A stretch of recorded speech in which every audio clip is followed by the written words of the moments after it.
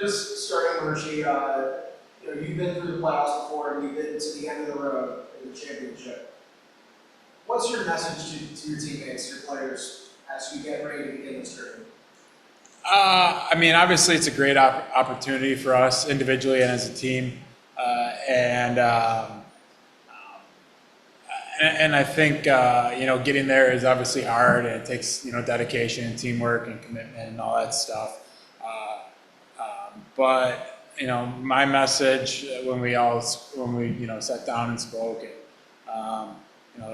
just is like one of the big things I took out of it. The experience was going into years after is things that you've done in the past don't always mean you're going to do something in the future, and it has to be earned again. So whether guys can take that moving forward in their career or from past experiences to this experience coming up, I think that's pretty important.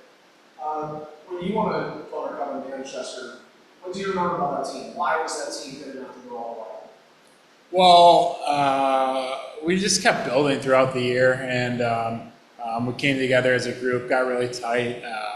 We had a good mix of some really, really good older players and guys who had been in the league for a little bit, and then some younger guys who kind of grabbed the reins and helped the team as well. So, and then obviously the older and veteran leadership group, got everybody and pushed them all together and blended the whole team. But from the management to the coaching staff, all the way through to guys who were just stepping in and playing a game here and there, everybody was committed. Are there similarities or things you can draw back on from that experience that you see in this dressing room now? Yeah, well, I'm sure. Yeah, you can find some similarities, but you also find differences as well. Every year is different. Every team's different. I kind of think the hockey season's a riddle, and you gotta try to solve it. It's different every year. So, cohesiveness. I think we've been building as a team as the years gone along, and I think those are probably two of the biggest things.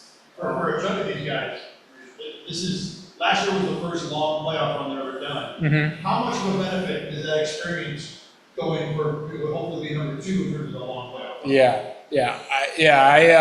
I think last year was a great experience and a great memory for a lot of guys on our team. And obviously, you think about winning series and going as far as we did, but you got to remember that there's a lot of hard work that went into us being able to do that and accomplish that. So it's it was really fun, but there was a lot of commitment and a lot of hard work that went into doing that. So you can remember those experiences, but you still got to go out there and prove it again because this is a new season.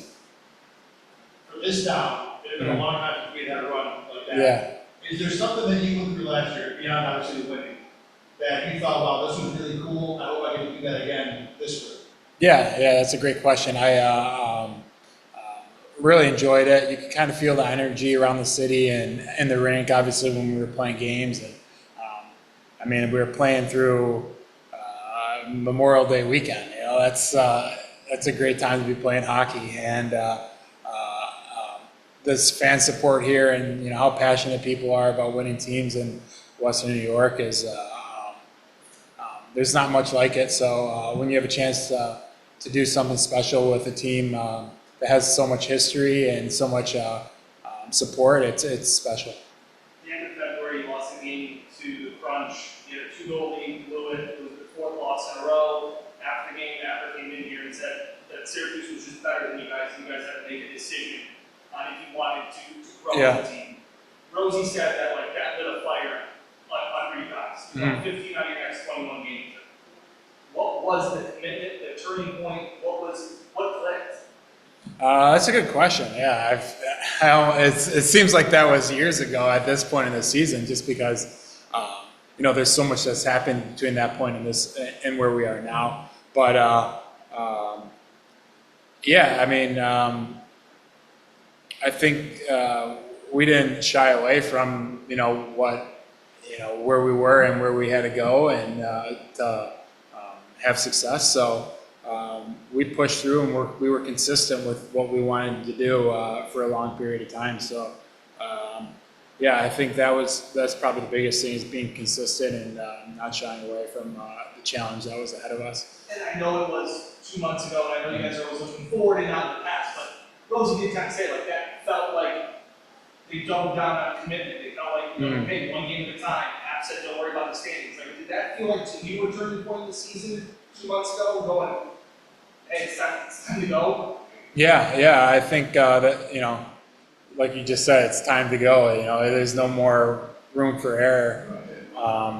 You know, when I talk about commitment and not shying away from challenge, you know, our staff does a really good job at, you know, putting us in situations and helping us recognize what we need to do as a group and individually to have success. So, you know, when they say, you know, we need to get better as a team, they put, you know, whether it's systems or, well, whatever it is, they put the message out there for us and really teach us, and we were able to grasp it as a team and have success.